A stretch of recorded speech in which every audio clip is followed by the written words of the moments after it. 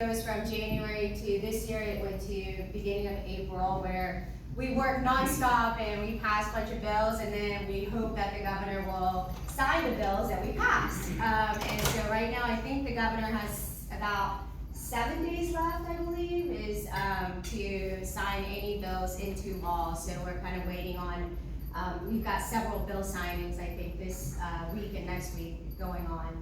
I also serve as, and I represent North Gwinnett and South Hall County, so I go from Lawrenceville, Swanee Road, essentially most of Beaufort, and then I go up to Flowery Branch, and so that's my District 103. And I also serve as the governor's floor leader, so a lot of people don't know that because it's not really like it's not in our constitution, it's not really official, but it started with a few governors back, and not every state has it, but the governor, we have 4 representatives and 2 senators, and we essentially help the governor and the first lady pass any legislation that they'd like to see enacted into law. So that's pretty much takes up most of my work in doing that, doing those legislation. Hopefully, because next year, you know, it's Governor Kemp's last year, so I don't know how much he's going to have, and so I may be able to kind of do a little bit more of things that I like to do, because we get really busy with kind of stuff that he would like to see. One of the biggest bills that I did this year is HB 111, which lowered your state tax rate. So that is started about 4 years ago. There was a bill that essentially outlined every year we're going to go ahead and lower your state tax rate for your state income tax, and then it's going to also duplicate for your corporate tax. So it's going to help not only individuals, but it's going to help small businesses in our state as well. The last 2 years, we were able to accelerate that schedule, meaning we were supposed to go down 0.10, but we went ahead and accelerated it, so we moved faster to lower your state income tax rate.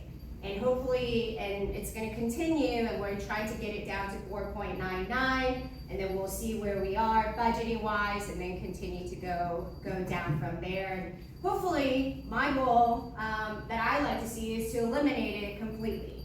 But we can't just go from everything to nothing. We want to go ahead and do it incrementally and to make sure that we have a conservative budget. We're able to do that. We're probably one of the very few states in the country where we have a very conservative budget, where we have money surplus in our budget, so any emergencies come up, we're protected. And so we want to make sure, but also give money back to y'all as well. I think one of the fundamentals of government is to make sure that your taxpayer money is being used efficiently. And so we want to do that, and if we can give money back to y'all, that's what we're doing. So that was one of the main bills that I worked on this year, and I'm sure most of you guys know, me and Matt are Republicans. Democrats really opposed that bill and spoke out against that bill.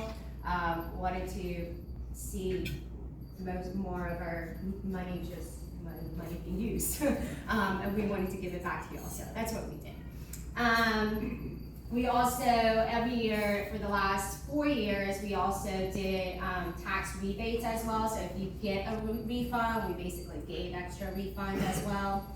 And I'm trying to, we kind of divvied up some things that we wanted to talk about.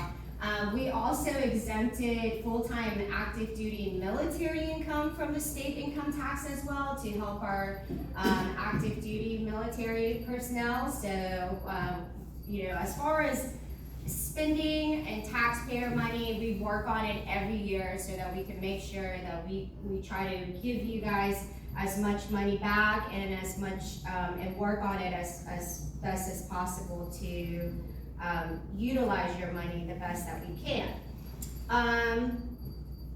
Additionally, there was a big bill this year where we codified IVF.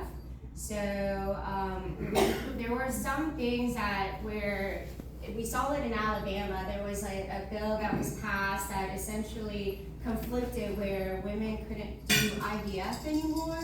And so we wanted to make sure in the future, whatever bills there are, we wanted to codify separately that women are able to go through that IVF process.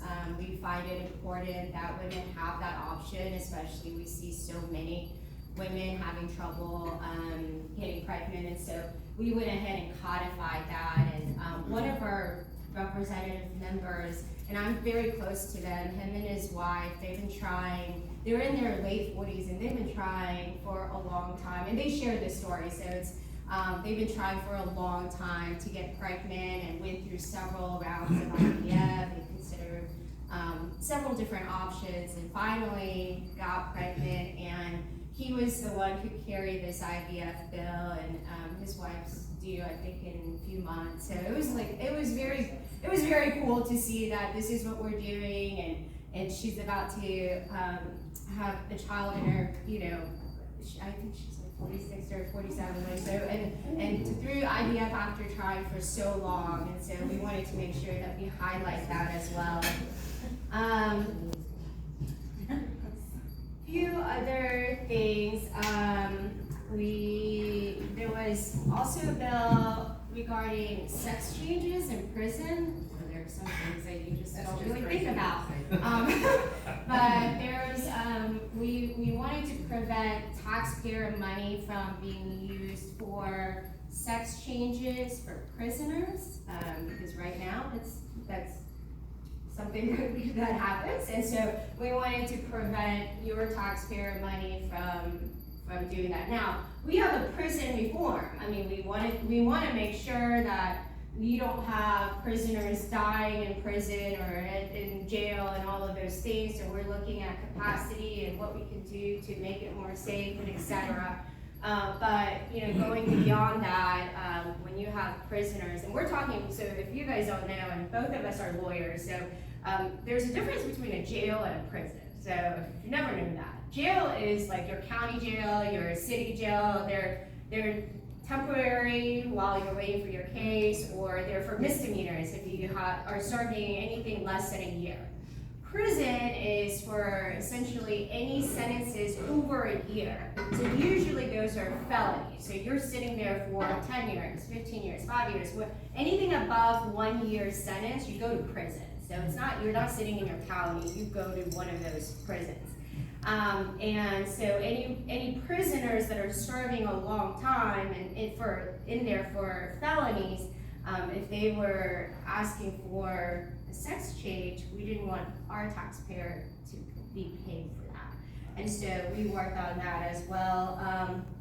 And then, and as many of you guys saw probably in the news, we also did girls sport. We wanted to make sure that we protect our younger students, female students, from competing against biological male students. And so we passed that measure as well. Because me and Matt are lawyers, we serve on judiciary, so we are assigned certain committees.